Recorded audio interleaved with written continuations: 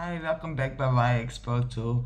Today we're gonna watch another clip of Diary of a CEO of the same episode with Dr. K. Yeah, it's a show of like 3 hours or something, and I recorded a few pieces that I find interesting. Talk Let's listen. so articulately about how trauma makes us play life in defense. It made me understand maybe a lot of people that I know in my life that aren't overtly motivated and seem to struggle with things like discipline. What have we got to understand about the nature of trauma and the impact it has on us as it relates to our ability to show up and achieve our goals? Beautiful question. So this was like one of the things that when I discovered this, it was transformative for me and transformative for my patients. So see, there are two kinds of people in life. There are people who like have plans and goals and work towards those goals. They're like, I'm gonna get up today and I'm gonna like advance towards my goals. I wanna accomplish this in life. I'm gonna get better at this. And then there are the rest of us who are like, I don't know how these people do it. Like I get up today and I struggle, I use a lot of willpower, I try to create habits. I'm trying to be like these people who are productive. But my default state, if you let me do what I wanna do, I'm gonna do nothing. Now we look at this and we're like, how does this work? Are these people fundamentally different? So trauma is the big difference here. So let's understand, when we're developing as children, if we grow up in a traumatic environment, what will happen is there's actually something called the loss of the future dimension. So I'll give you like an example of this, right? So let's say I go to my parents and I say, hey, I'd like to have a birthday party. Can I invite my friends over? And then parents say, sure. Next day, parents are drunk. They get mad at me. They're like, no birthday party. So what will happen if you look at traumatic upbringing is that children can't plan for the future. Any kind of future any kind of autonomy that they express, an abusive parent will shut it down. Like, and this is highly controlling parents too. We see this so much in like Asian and South Asian cultures where parents are like, you gotta do this and you gotta do this, no drugs, no dating, you're gonna study, you're gonna learn piano. So what we're actually doing, this is like, we see so many gifted kids that stall later in life because in these upbringings, we remove the ability for autonomy. When a child tries to express themselves, we shut it down. The second thing that happens is trauma is about surviving today. So I was working with a patient who, would be able to tell within the first 60 seconds to 5 minutes when their dad got home whether they were gonna get beaten today. And so when people grow up in traumatic environments, and it doesn't have to be physical abuse, it can be highly controlling. It can be even like children who are parentified is kind of traumatic, where you have a parent who's very chronically ill and is depending on the kid to take care of everything. That's traumatic too. Because then what happens is your brain looks at your day and there's no point in planning for tomorrow. All of your brain's resources are about surviving today. How do I not get abused? How do I make sure that my parents don't notice me? Children who grow up in traumatic environments learn to be invisible. And so then something very important happens in the brain, where it stops planning for the future because any plan for the future can change depending on whether your parent is drunk or not. And then if I was gonna have a birthday party, I told all my friends and I got canceled, now that hurts so much.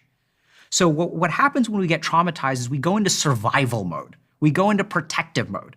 And this is even mirrored like physiologically, where we have two states of the body. We have our catabolic state, where we're breaking things down, we're trying to survive the moment, and we have our anabolic state when we are building for the future. Mm-hmm.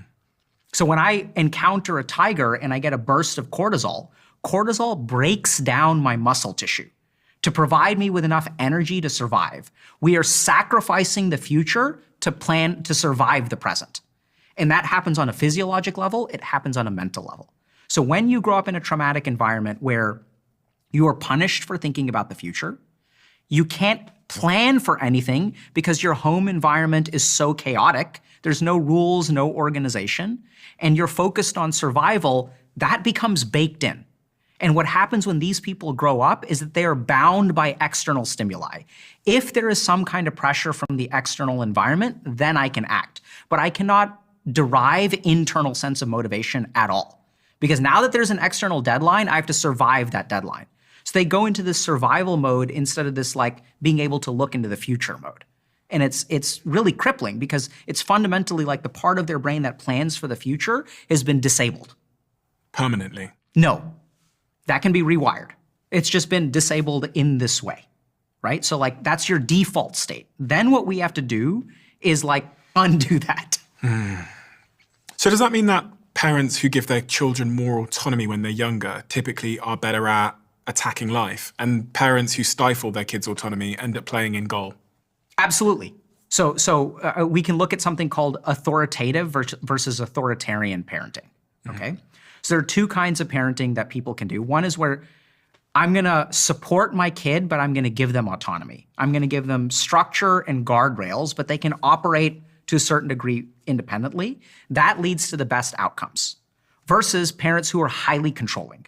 Parents who are highly controlling, their kids have worse outcomes in life. So even if they're successful in some way, right? And I was even on this track where like when I was 9 years old, like my dad told me and my brother, he's like, one of y'all is gonna be a lawyer, one of y'all is gonna be a doctor. Like there was no question about it. I had to become a doctor. And then my brother was older, he went to law school. So I was like, I have to go to med school. And so what happened is I struggled a lot with autonomy when I was in college and failed out and all that kind of stuff. And I'll work with so many people like in residency. I was running this program where I did like, wellness for medical residents, surgical residents, emergency room residents. And what I saw is that a lot of these people have invested a lot of this time into this dream, but they're not happy. So now they're kind of just like living on autopilot and they don't like know what to do about it. They're unhappy, but now you feel stuck. You've committed to this path. So how do we turn ourselves around if we are one of those people who find ourselves playing in goal in life? How do we become an attacker? How do we become autonomous and a self-starter like you described? Is there a system, a way, a process? Yeah, so I think, so it's complicated, but I think we know there are a couple of different steps that are involved. So the first is you have to be safe. So if you're in a position of life where you are constantly stressed out, it shuts off your capacity for neuroplasticity. So the first thing that I recommend to people is like, if you're in a toxic relationship, if you're in an abusive home, do whatever you can to create some pocket of safety in your life because the growth has to come from there. So it's like super basic stuff. Second thing that we have to do is learn how to regulate our emotions. So if we don't know, first of all, what we're feeling, then our emotions will act in ways that are very self-sabotaging. So we have to decompress our negative emotion because otherwise the negative emotion will fuel things like addiction. So if I don't have a healthy way of processing my emotion, my brain, because it's trying to survive, will start drinking alcohol because that's the only thing that works. So we have to develop some degree of emotional regulation.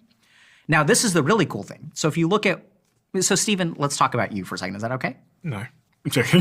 So are you a survivalist or are you like looking forward? I'm looking forward. How does that work for you? How are you able to look forward? Like what's your inner experience? I've always looked forward. I've always had to look forward. I've not really had a choice in life, I don't think. I think my parents were so absent that it created an environment where I didn't have a choice. It's like if you wanted lunch money, it's not going to appear out of anywhere. If you want to eat today, it's not going to appear.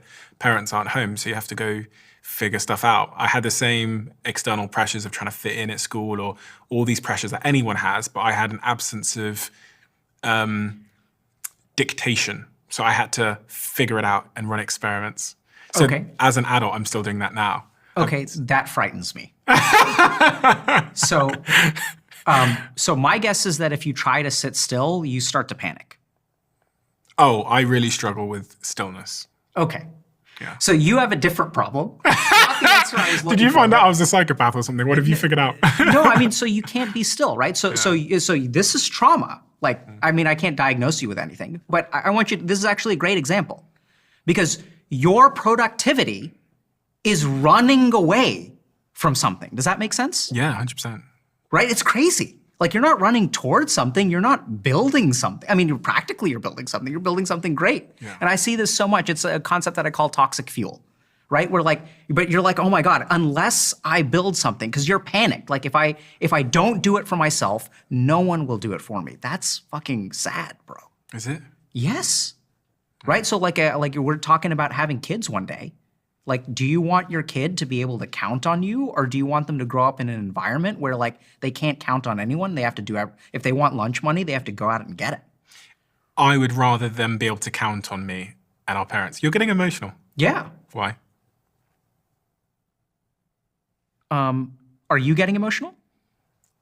No, because I'm so used to it. I'm so accustomed to it. Yeah. For me, there's no, when you say it's sad, I'm like, really? It's just my life. It was my life. So, do you know what I mean? Now this is I'm getting emotional because you're getting emotional. What do you mean? So just because you don't feel it doesn't mean that it isn't activating. Okay. Right? So I know you don't, this is normal for me. It's sad and you're numb, right? So once again, you've been exposed to this so many times, but like you think, like that's why, like how do I know, am I some psychic where I know that, okay, if you try to sit still, you're gonna panic? Like, no, like I'm getting that from you. Does that make sense? Yeah. Some of it's logical, but like you know, you say I'm looking forward. It's just the way that you said it implies for me like what is going on in your mind. There's a desperation to your forward momentum. Yes. Right? That's not good, bro. I know. Right? But here's the problem is you love it. You love it. Because if you didn't have it, where would you be? 100%. I completely agree with everything you're saying. You're not answering the question. Oh, you want me to answer the question? Where would I be? No. I want you to think about why it's hard for you to answer the question. I didn't even hear the question. Okay. Where would I be? That's interesting in and of itself. Yeah, I didn't even know it was a question. So where would I be if I didn't have it? I don't know. And I think about this a lot. I think about this all the time. Because sometimes you can like fantasize about living a completely different life. And I put myself there on the beach or in Bali or something, and I just go like that.